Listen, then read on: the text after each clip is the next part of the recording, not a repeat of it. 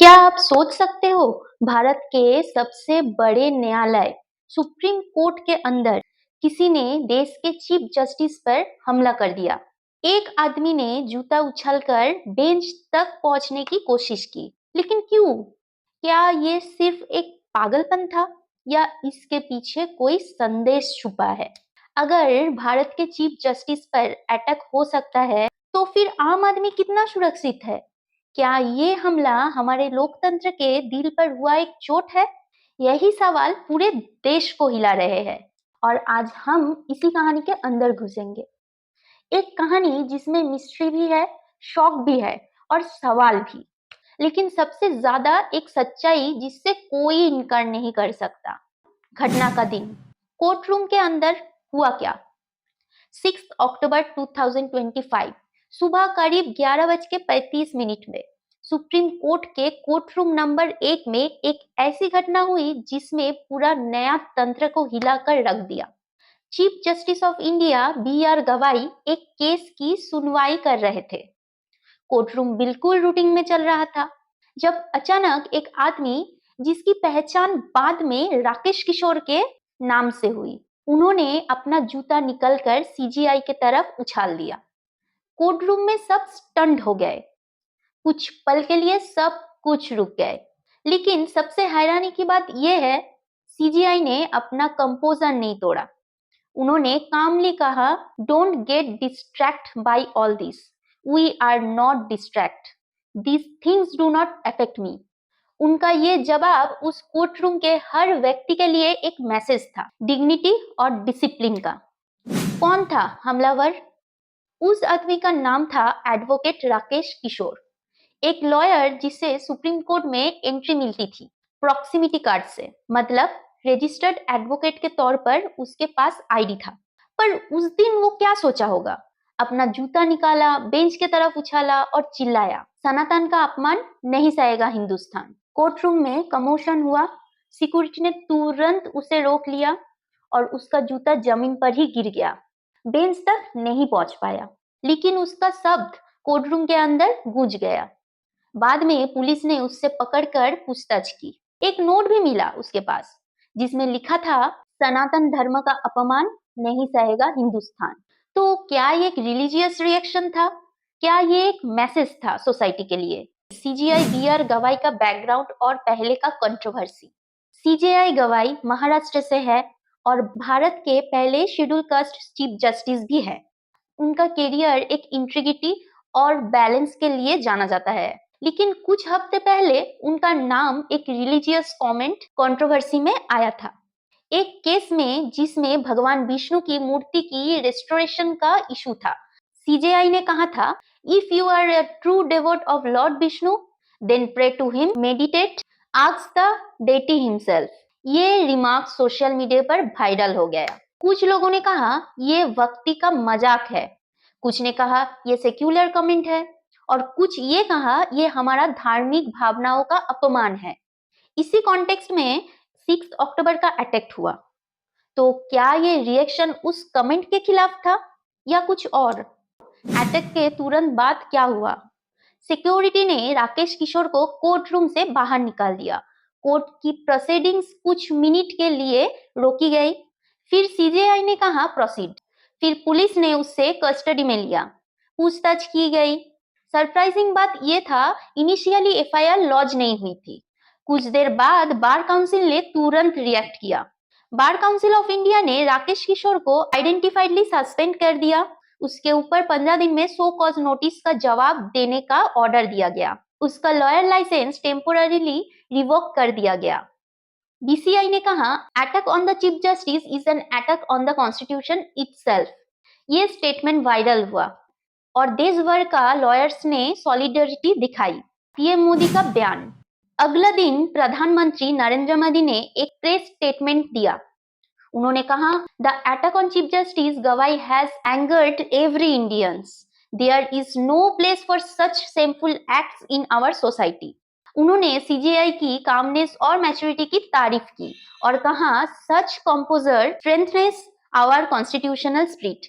मोदी जी ने सीजीआई से personally phone पर बात भी की और उनके सेफ्टी के लिए गवर्नमेंट के तरफ से फुल सपोर्ट का आश्वासन दिया। इसके बाद से पूरा इशू और पॉलिटिकल डायमेंशन ले गया। पॉलिटिकल और लीगल वर्ल्ड की प्रतिक्रिया। कांग्रेस के नेता मल्लिकार्जुन खड़गे ने कहा, attack on the chief justice is an attack on the constitution. Sonia Gandhi ने भी कहा, such acts threaten the sanctity of our judiciary. Telangana और महाराष्ट्र के जजेस एसोसिएशंस ने भी एक जॉइंट रेजोल्यूशन निकाला। जुडिशियरी के खिलाफ इस प्रकार के अटैक्स ने न्याय व्यवस्था पर लोगों का विश्वास कमजोर पड़ता है। भारत के कई राज्यों में लॉयर्स ने सिंबॉलिक प्रोटेस्ट किया, ब्लैक बैंड पहना और केस हियरिंग में डिले रखा। सिक्योरिटी और सिस्टम पर सवाल। अब सवाल उठा, सुप्रीम कोर्ट के अंदर कोई जूता लेकर कैसे आ गया? सुप्रीम कोर्ट में एंट्री करने से पहले हर लॉयर और लिटिजेंट का चेक होता है। फिर भी उसके पास जूता था और उसने बेंच का सामने उछाल दिया। एक्सपर्ट्स ने कहा, सुप्रीम कोर्ट के प्रॉक्सिमिटी कार्ड्स में लूप होल्स है, आइडेंटिटी चेक प्रॉपरली नहीं होता। अब डिस्कशन हुआ, should there be stricter scanning? क्या सुप्रीम कोर्ट में बायोमेट्रिक या ऑल बेस्ड एंट्री सिस्टम लगाना चाहिए? कुछ लोगों ने कहा, हाँ, सेफ्टी तो बढ़नी चाहिए, लेकिन कुछ ने बोला कोर्ट का एनवायरनमेंट फ्रेंडली और एक्सेसिबल भी रहना चाहिए। तो बैलेंस का सवाल यहाँ भी था, सिक्योरिटी वर्सेस ओपननेस, लोकतंत्र और न्यायालय के बीच रिश्ता। देखिए, ये अटैक सिर्फ एक जूता नहीं था, ये भारत के लोकतंत्र पर एक सिंबॉलिक अटैक था। सुप्रीम कोर्ट एक ऐसी जगह है जहां आम आदमी अपने इंसाफ की आखिरी आस लेकर आता है। वहां अगर एक चीफ जस्टिस भी सुरक्षित नहीं है तो समाज को क्या सिग्नल मिलता है? एक तरफ सोसाइटी में रिलीजियस इमोशंस इतना हाई है कि जज की एक कमेंट से भी लोग वायलेंट हो जा रहे हैं। दूसरी तरफ जुडिशियरी अपनी इंडिपेंडेंस के लिए फाइट कर रही है। क्वेश्चन ये है, क्या हम अपने लोकतंत्र को इतना फ्रैगल बना रहे हैं जहां एक ओपिनियन या रिमार्क से लॉ एंड ऑर्डर हिल जाए? Past shoe throwing incident, history repeats.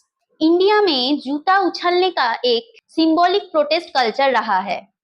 कुछ उदाहरण है, जैसे कि 2009 में एक जर्नलिस्ट ने एल के अडवाणी पर जूता उछाला।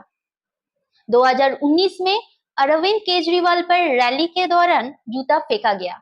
उमर अब्दुल्ला और राहुल गांधी पर भी ऐसे हमला हुए। हर बार जूता एक मैसेज होता है, हम तुमसे नाराज है। पर इस बार टारगेट कोई पॉलिटिशियंस नहीं था, बल्कि चीफ जस्टिस ऑफ इंडिया था। इसलिए ये एक नया और ज्यादा खतरनाक प्रेसिडेंट सेट करता है। Emotional and social angle. ये घटना हमें एक और इम्पोर्टेंट चीज बताती है, हमारे देश में अब फेथ और फ्रीडम के बीच में बाउंड्री बहुत पतला हो गया है। अगर कोई जज लॉजिकल या लीगल कमेंट करे और लोग उसे धार्मिक कमेंट समझ ले, तो इसका मतलब है हम रीजनिंग से ज्यादा रिएक्शन में जीने लगे हैं। सोशल मीडिया ने भी इसको फुएल दिया। कुछ लोगों ने सीजीआई के खिलाफ हेट्स कमेंट्स किए, कुछ ने उनका सपोर्ट भी किया और दोनों साइड्स ने अपने नैरेटिव्स बनाए। पर सच ये है, जुडिशियरी को इंडिपेंडेंट रहना जरूरी है, चाहे उसके जजमेंट्स को किसी को अच्छा लगे या बुरा। सिक्योरिटी रिफॉर्म्स और आगे की राह। इस इंसिडेंट के बाद सुप्रीम कोर्ट एडमिनिस्ट्रेशन ने अपने सिक्योरिटी ऑडिट का ऑर्डर दिया। न्यू दिल्ली पुलिस और सीआईएसएफ को कहा गया, सिक्योरिटी लेयर्स को रिवैम्प करो। कुछ नए प्रपोजल्स आए।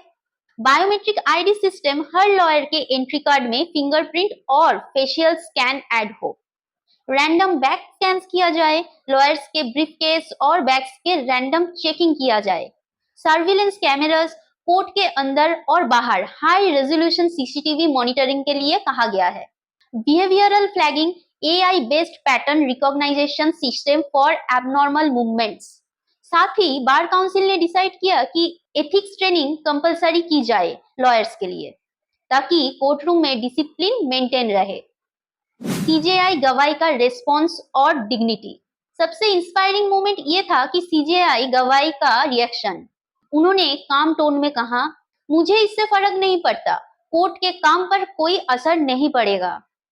ये एक लाइन में सब कुछ कह दिया। ये लाइन डिसिप्लिन एंड डिग्निटी और डेमोक्रेसी का परफेक्ट सिंबल बन गई।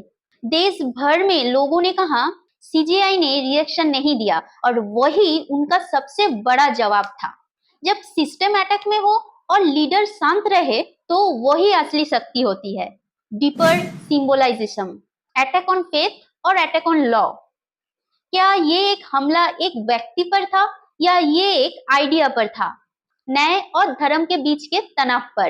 एक तरफ सनातन धर्म का नारा, दूसरी तरफ सुप्रीम कोर्ट के symbol of secular justice. Bharat का कॉन्स्टिट्यूशन कहता है, we the people of India secure justice social, economics and political to all citizens. और इस लाइन का मतलब है हर फेथ के ऊपर लॉ का रिस्पेक्ट होना चाहिए। लेकिन जब फेथ और लॉ आमने सामने आ जाता है तब समाज को सबसे ज्यादा मैच्योरिटी दिखानी पड़ती है। यही मैच्योरिटी आज के भारत में जरूरी है। समाज के लिए एक संदेश। दोस्तों, ये इंसिडेंट सिर्फ एक न्यूज नहीं है, ये हम सब के लिए एक मिरर है। क्या हम सच में अपने लोकतंत्र और जुडिशियरी का सम्मान करते हैं या हम अपनी कन्वीनियंस के हिसाब से उसका रिस्पेक्ट बढ़ाते घटाते हैं? एक जज के कमेंट से अगर पूरे सोसाइटी ऑफेंड हो जाए तो इसका मतलब है हम इमोशनली अनस्टेबल समाज बन रहे हैं। न्याय और भावना के बीच बैलेंस बनाना ही भारत का असली टेस्ट है। Lessons and reflection, security lessons. Supreme court जैसे इंस्टीट्यूशंस में भी फुल प्रूफ सिक्योरिटी जरूरी है। इमोशनली मैच्योरिटी क्या है? फेथ को रिस्पेक्ट करो, पर वायलेंस कभी जस्टिफिकेशन नहीं हो सकता। जुडिशियरी का इंडिपेंडेंस क्या है? जजेस को फ्रीडम मिलनी चाहिए बिना फियर के। और पब्लिक अवेयरनेस क्या है? जुडिशियरी के काम और लिमिटेशन समझना सबका फर्ज है। और यही बात है रिस्पॉन्सिबल मीडिया, सेंसेशनल हेडलाइंस से ज्यादा सच्चाई दिखानी चाहिए। आखिरी सोच, सोच के देखिए, अगर भारत का चीफ जस्टिस पर अटैक हो सकता है तो क्या हम आम नागरिक अपने इंसाफ को लेकर पूरी तरह सुरक्षित महसूस कर सकते हैं? क्या हम अपनी भावनाओं को इतना पावरफुल बना रहे हैं कि वो हमारे सिस्टम को हिला दे? या हम अपना धर्म और देश दोनों के बीच संतुलन बना पा रहे हैं? सीजीआई गवाही ने अपना कामनेस से एक मैसेज दिया, शांति और मर्यादा से बड़ा जवाब कोई नहीं है। और शायद वही सबसे बड़ा लेसन है कि जब समाज गुस्सा करता है तो इंसाफ का घर शांत रहना चाहिए। अच्छा, आप लोग बताओ, आपके हिसाब से क्या ये एक रिलीजियस रिएक्शन था या जुडिशियरी पर प्लान्ड अटैक था? ऐसे इंसिडेंट्स के बाद जजेस अपने फैसलों में सेल्फ सेंसरशिप करेंगे? क्या हम सब मिलकर जुडिशियरी की सम्मान कर पा रहे हैं? सोचिएगा जरूर, क्योंकि देश तब तक सेफ नहीं हो सकता जब तक उसका न्यायालय सेफ नहीं है। नमस्ते, जय हिंद।